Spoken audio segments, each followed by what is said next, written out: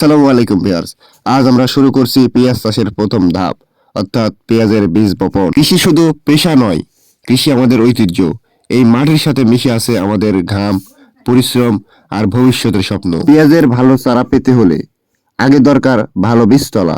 এখানে আমরা ঘর আকারে বীজতলা করেছি, যাতে বৃষ্টি বা অতিরিক্ত পানিতে বীজ নষ্ট না হয় এবং পরিচর্যা সহজ হয়। পেঁয়াজের বীজ বপনের জন্য মাটি বাছাই খুবই গুরুত্বপূর্ণ। খুব কাদা মাটি হলে বীজ পচে যেতে পারে, আবার বেশি বালু হলে চারা দুর্বল হয়। মাঝারি দোআঁশ ঝুরঝুরে ও পরিষ্কার মাটি সবচেয়ে ভালো।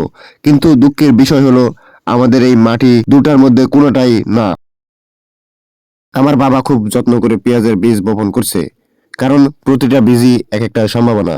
বীজ খুব ঘন করে না, সমানভাবে ছিটাতে হবে। যদি বেশি ঘন করা হয় তাহলে বীজগুলো ভালোভাবে চারা রোপণ করতে পারবে না, আর যদি খুবই পাতলা করা হয় তাহলে এই বীজগুলো তুলতে সমস্যা হবে। অর্থাৎ সমানভাবে বীজগুলো বপন না করলে অনেক সমস্যায় আছে বললে চলে। যদিও অতিরিক্ত ঘন করলে আবার বীজগুলো যখন চারা আকারে বের হবে তখন পচন লেগে চারাগুলো মারা যাবে। সেজন্য বাবা অনেক নিখুঁতভাবে বীজগুলোকে ছিটাচ্ছে যেন সমানভাবে মাটিতে পড়ে। আপনারা এখন যে জিনিসটিকে দেখতে পাচ্ছেন সেটাকে আমরা লাঙল বলে থাকি। আপনাদের ওইদিকে কি বলে তা অবশ্যই কমেন্ট করে জানাবেন। আপনারা এখন যে কাজগুলো দেখতে পাচ্ছেন সেগুলো দেখে মনে হচ্ছে সহজ, কিন্তু আসলে তা সহজ না। যারা নতুন তাদের জন্য অনেকটাই কঠিন। আমি চেষ্টা করছি কিন্তু আমি পারিনি। আমার বাবাকে দিই, সেজন্য পেঁয়াজের বীজগুলো ছিটিয়ে নিচ্ছি। বীজ বপনের পর সবচেয়ে গুরুত্বপূর্ণ কাজ বীজগুলোকে হালকা মাটির নিচে ঢেকে দেওয়া। আমি লাঙল টেনে খুব সাবধানে বীজগুলোকে মাটির নিচে দিচ্ছি, যাতে বীজগুলো খুব বেশি গভীরে না যায়। বেশি গভীরে গেলে বীজ উঠবে না, হালকা মাটি চাপা দিতে হবে। আমি এখানে দেখতেছি যে মাটিতে কয়টা টানা দিলে বীজগুলো মাটির নিচে ভালোভাবে ঢুকে যাচ্ছে।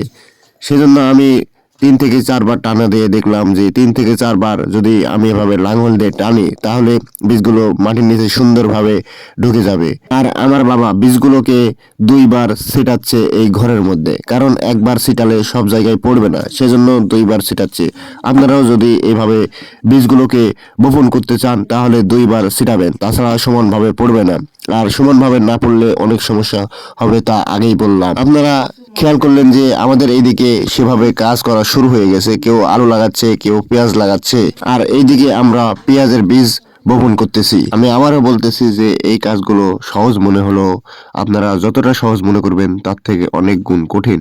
যদিও মানুষ পারে না এমন কোনো কাজ নেই, আপনারা চেষ্টা করলে আপনারাও পারবেন। কিন্তু আমি প্রথম, তাই আমাকেও অনেকটা কষ্টসাধ্য মনে হচ্ছে। আমরা এই মাটিতে আগেই সার দিয়ে চাষ করে নিয়েছি, ট্রাক্টর দিয়ে চাষ করে নিয়েছি, 5টা চাষ করেছি। আমাদের মাটি একটু ভিজা, তাই আমরা এই বীজগুলোকে ভিজাইনি, এমনি শুকানি মাটিতে ফেলেছি। বলে রাখা ভালো, আমাদের পাশের জমিতে তারা আমাদের কয়েকদিন আগে বীজগুলো বপন করছে, কিন্তু আমরা কয়েকদিন পরে আমাদের জমিতে বীজগুলো বপন করছি, কারণ আমাদের মাটি ভিজা ছিল। কিন্তু তাদের মাটি শুকান ছিল, সেক্ষেত্রে তারা বীজগুলোকে পানিতে ভিজিয়ে তারপর জমিতে বপন করছে। কিন্তু আমাদের মাটি ভিজা থাকার কারণে আমরা বীজগুলোকে ভিজাইনি। আর যদিও আমরা প্রতিবারের ন্যায় বীজগুলোকে ভিজাই না, এমনি জমিতে বপন করি, কারণ বীজগুলো যখন ভিজাই তখন ছিটাতে অনেকটা সমস্যা হয়। আপনারা ভাবতে পারেন যে এই পেঁয়াজের বীজগুলো আমরা কোথায় পেয়েছি। আমার বাবাই এই পেঁয়াজের বীজের ব্যবসা করছে, সেক্ষেত্রে আমরা আমার বাবার কাছ থেকে নিয়েছি। অর্থাৎ আমার বাবাই পেঁয়াজের বীজগুলো কিনা বেচা করছে, সেজন্য আমরাও বলেছি বাবা আমরাও কিছু ফেলি, সেজন্য আমরা জমিতে ফেলেছি। আপনারা বলতে পারেন যে কত টাকা কেজি বিক্রি করছে। আমরা 2600 টাকা কেজি বিক্রি করছি। বৃষ্টির আগে আমরা 2800 টাকা কেজি বিক্রি করছিলাম, কিন্তু বৃষ্টির পরে দাম কমে যাওয়াতে 2600 টাকা কেজিতে বিক্রি করা হচ্ছে। আপনারা দেখতেই পাচ্ছেন যে আমাদের এই মৌসুমে সবাই কাজ করা শুরু করে দিয়েছে। এখানে আলু লাগাচ্ছে তারা চুক্তিতে, অর্থাৎ 3200 টাকা বিঘা আলু লাগিয়ে দিবে আপনাদেরকে। এভাবে আলু লাগিয়ে দিবে আপনাকে, আপনার কোনো কাজ করতে হবে না, শুধু আলুগুলো এই জমিতে এনে দিবেন, তাহলে এনারা লাগিয়ে দিবে। আমাদের এদিকে ফুল মৌসুমী কাজ শুরু হয়ে গেছে। আপনারা দেখতেই পাচ্ছেন আমাদের পাশের জমিতে আলু লাগানো কমপ্লিট করে ফেলেছে, কিন্তু আমাদের এই মাটিটি ভিজা ছিল, সেজন্য আমরা আগে ভাগে ফসল ফলাতে পারিনি। যদিও আলহামদুলিল্লাহ বৃষ্টির আগে বীজগুলো ফেলিনি, তাহলে আমাদের এই বীজগুলো নষ্ট হয়ে যেত, অর্থাৎ অনেক টাকা লস হয়ে যেত। বীজ বপনের পরে মাটি ভালোভাবে বাড়ি দেওয়া জরুরি।